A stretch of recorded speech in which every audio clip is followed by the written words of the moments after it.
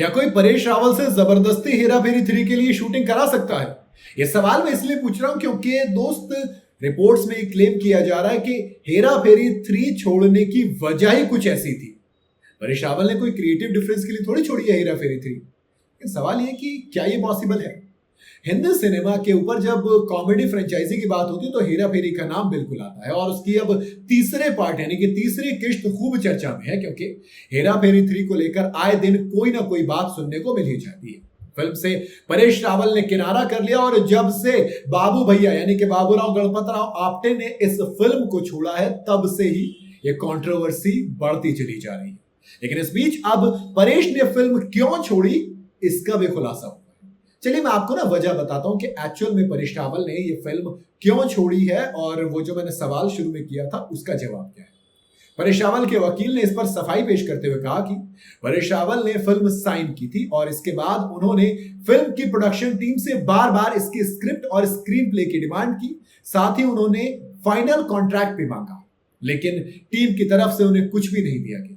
ना तो स्क्रिप्ट दी गई, ना कुछ बताया गया, फाइनल कॉन्ट्रैक्ट नहीं दिया गया। बिना किसी प्लानिंग और पेपर के चलते एक्टर ने फिल्म को छोड़ने का फैसला किया। कहा कि आपके पास तो कुछ भी मतलब है ही नहीं, ऐसा लग रहा है आप हवा में फिल्म बना रहे हो।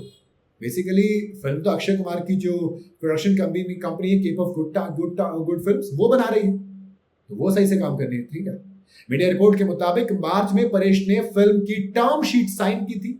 बेसिकली परेश ने इसे तब साइन किया था जब फिल्म भूत बंगला की शूटिंग चल रही थी और ये भी बिना किसी कानूनी एडवाइस के हुआ था। इस दौरान अक्षय कुमार ने परेश रावल से कहा था कि यकीन करो बाद में लंबा कॉन्ट्रैक्ट देखा जाएगा और एक्टर ने इसी पर्सनल टर्म्स को देखते हुए टर्म शीट साइन कर ली थी। माने भाई अगर राजू बोल रहा है तो फिर मान लेते हैं, लेकिन राजू की बात तो हेरा फेरी में मानने के लिए मना किया था ना, वही तो दिखाया था, तो फिर यहां पे कहां से मान ली। इतना ही नहीं बल्कि परेश रावल के वकील ने तो यह भी दावा किया कि अप्रैल के महीने में उनसे एक प्रमोशन वीडियो शूट करने के लिए कहा गया था और उस वक्त फिल्म की स्क्रिप्ट भी फाइनल नहीं हुई थी। परेश रावल से इसे टालने की कोशिश भी की गई थी लेकिन आईपीएल प्रमोशन डेडलाइन का हवाला दिया गया और शूट करवा लिया गया।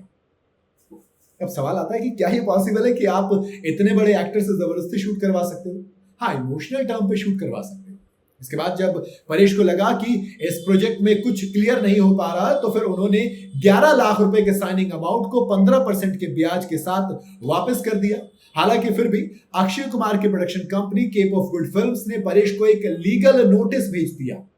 लीगल नोटिस, मीडिया रिपोर्ट में क्लेम किया गया कि लीगल नोटिस में 25 करोड़ रुपए के मुआवजे की मांग की गई है।